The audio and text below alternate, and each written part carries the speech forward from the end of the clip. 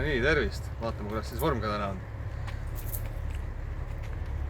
1, 2, 3, 4, 5, 6, 7, 8, 9 ja 10!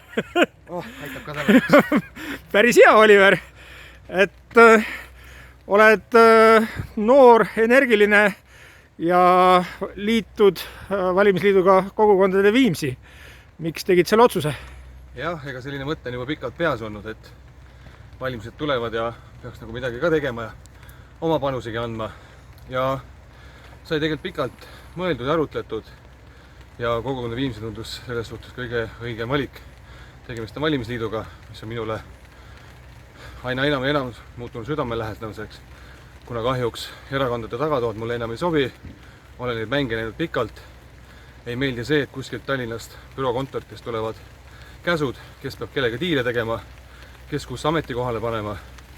Kahjuks sellised mängud mulle enam ei sobi, et tuleb seista valimisliidus oma asjadest. Ja konkreetselt soovid sa seista milliste teemade eest? Noh, nagu ikka, ise olen spordipoiss, pean ennast rohkem spordipoisiks. Kindlasti sport ehk siis erinevad spordirajatised Viimsisse, erinevad kultuuriasju veel juurde rajada, on selleks siis kõlakoda, mõisaparki ja kindlasti ka noortele, kuna ise olen 10-aastase lapse isa, et ka temal oleks mõnus siin toimetada ja elada. Aga tere tulemast siis pardale ja Antsul on juba traditsiooniks kujunenud, et on kingikott ja mõned sõnumid. Noh, tere tulemast kõrvitsite hulka. Aitäh!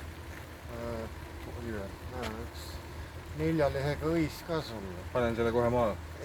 Ma ei tea, kas ta maas kasvama hakkab ka kõrdaga. Ja veel kollaseid asju. No selge. Siin on üks jook, mis annab sulle tiivad ja midagi värvilist. Jah, kõrgele ei tasu lennata ja palju tervislikke vitamiine. Lenna. Edu, jõudu sulle!